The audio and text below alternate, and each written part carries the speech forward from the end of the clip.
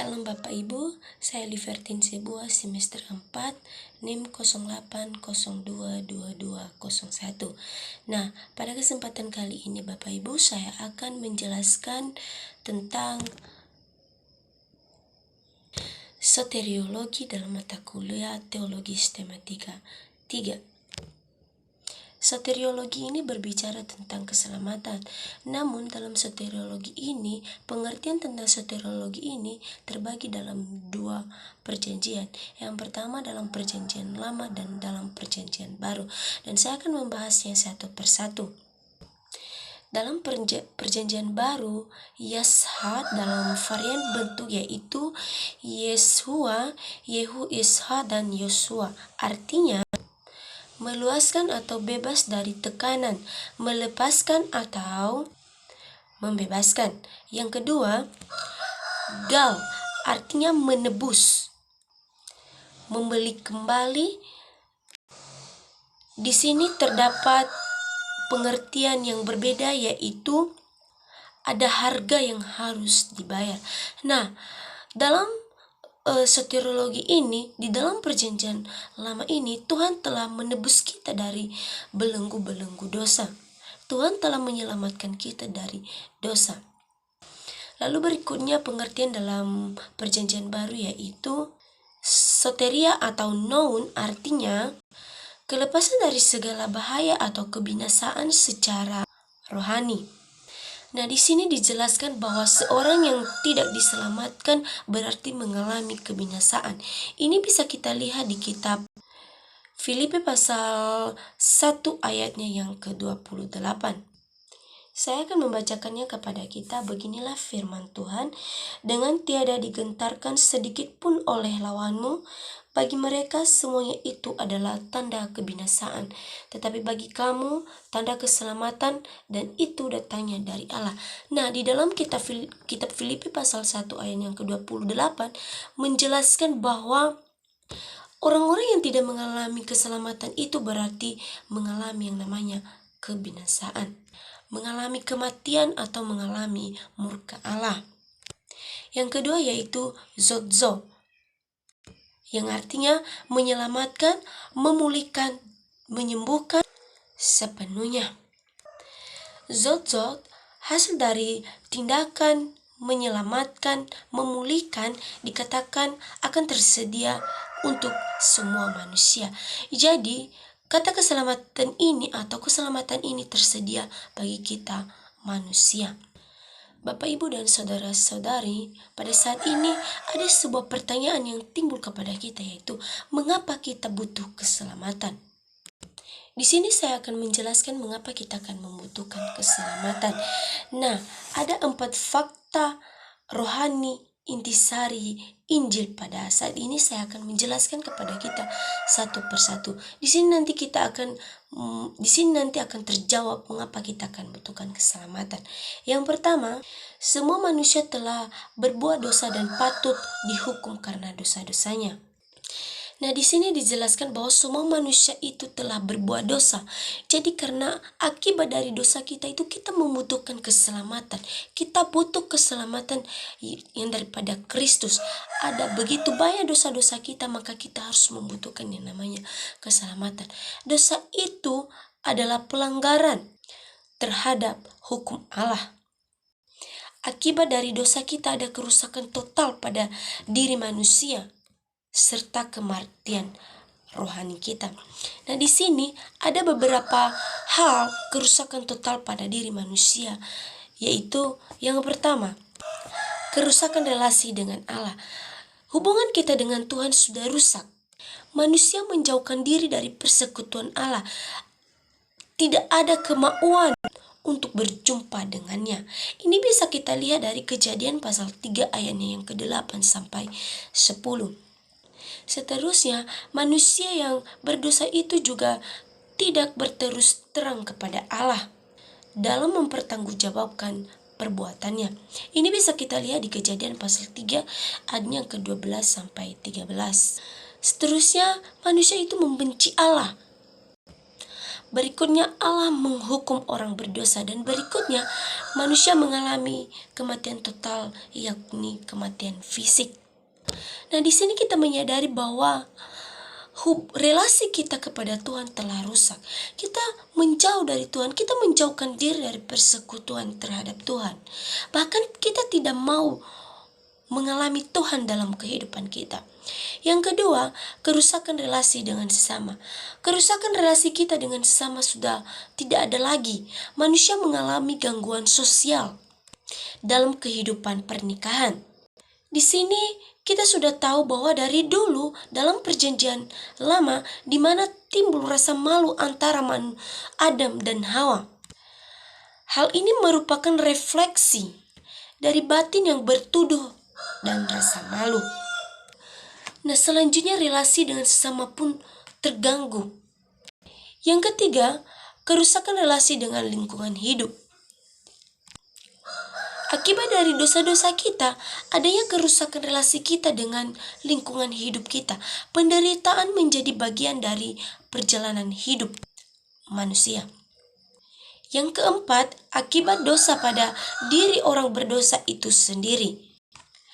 Dengan adanya kerusakan total pada natur manusia, maka itu berarti semua potensi yang ada pada diri manusia difungsikan secara berbalik atau berlawanan arah dengan rencana atau standar Allah. Maksud dari total di sini berarti bahwa semua manusia tanpa kecuali telah berbuat dosa.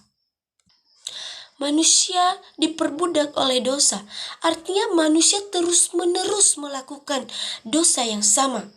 Ini bisa kita lihat di Kejadian pasal 12 ayatnya yang ke-10 sampai 20. Ishak juga melakukan kebohongan yang sama seperti Abraham ayahnya.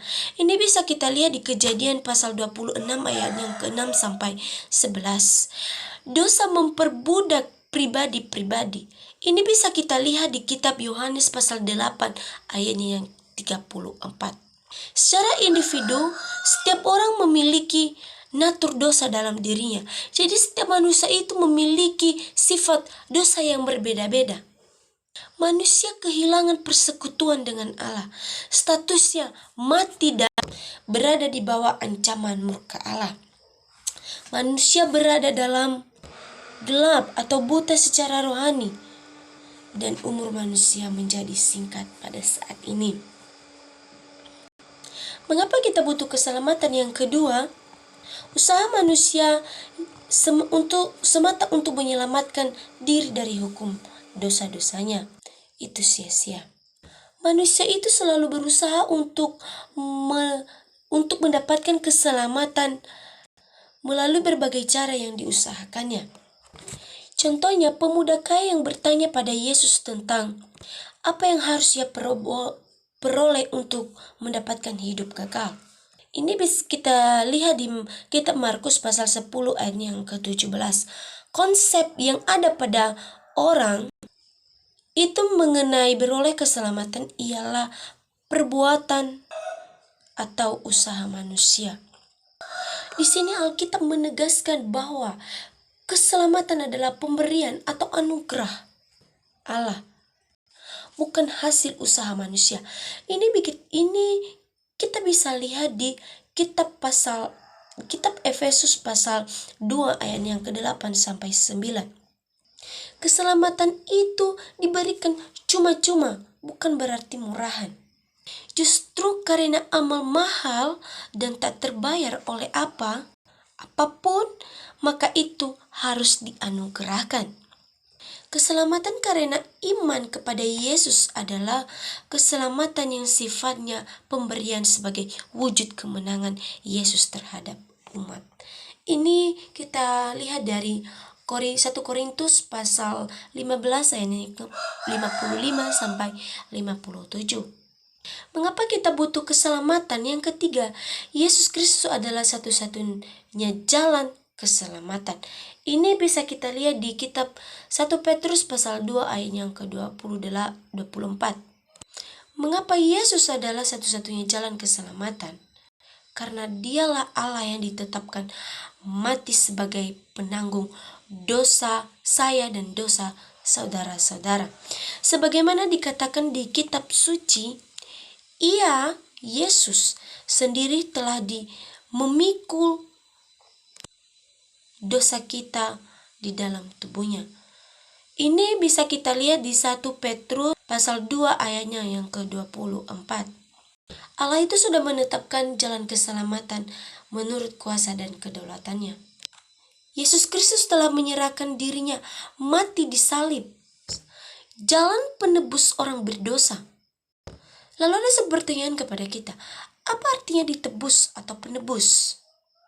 Dalam Alkitab, kata penebus memakai kata asli bahasa Yunani yaitu ekagoraso, artinya merupakan istilah gabungan dari dua kata yang memiliki arti membeli atau budak dari pasar, atau kata dasar agoraso, dan membebaskannya. Kata dasar X, penebusan, akagaraso.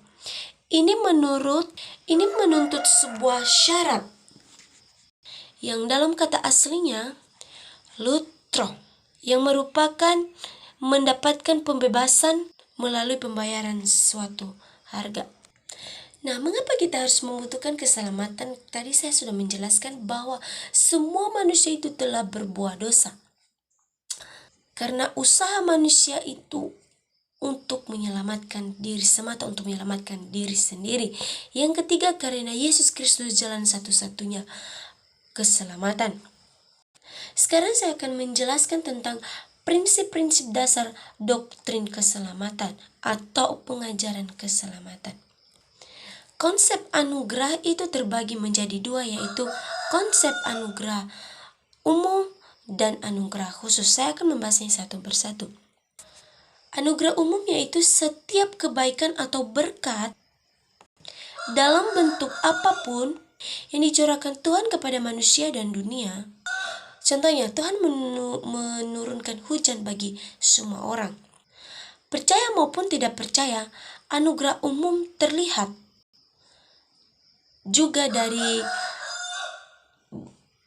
pada aspek moralitas, hati nurani, sensu divinitas, atau perasaan beragam secara umum.